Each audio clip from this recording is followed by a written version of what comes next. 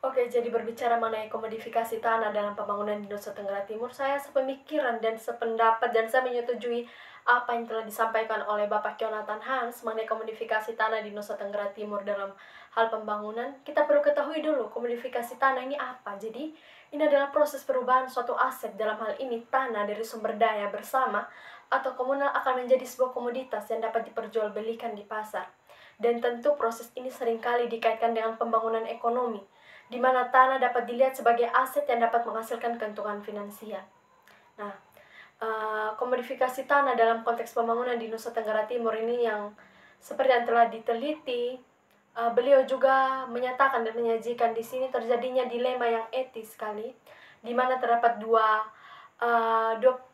sisi yang berbeda, yang dimana satu sisi pembangunan ini diperlukan guna untuk meningkatkan kesejahteraan masyarakat, akan tetapi di sisi lain proses komodifikasi tanah ini seringkali mengorbankan kepentingan masyarakat, adat, bahkan merusak lingkungan dan juga memperlebar kesenjangan sosial. Dan dari komodifikasi tanah memiliki implikasi yang luas bagi masyarakat Nusa Tenggara Timur, yaitu yang pertama dari kemiskinan.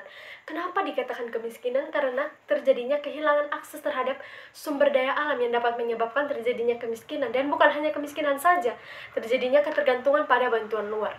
Nah, itu yang pertama teman-teman. Yang kedua itu ada konflik sosial. Kenapa dikatakan konflik sosial lagi? Karena persaingan atas tanah dapat memicu konflik antara masyarakat adat, pemerintah, bahkan perusahaan yang berkaitan dengan komodifikasi tersebut. Yang berikut, kerusakan lingkungan. Tentu kerusakan lingkungan itu terjadi karena eksploitasi sumber daya alam secara berlebihan yang dapat merusak lingkungan dan mengancam keberlanjutan hidup. Dan dari tiga pokok masalah ini tentu diperlukan adanya pendekatan yang lebih adil dan berkelanjutan lagi, karena kita ketahui bersama sekali bahwa wilayah kita Nusa Tenggara Timur dalam bagian pembangunan ini harus didasarkan pada prinsip-prinsip keadilan sosial dan lingkungan serta menghormati hak-hak masyarakat adat. Baik, sekian penjelasan dari saya. Terima kasih.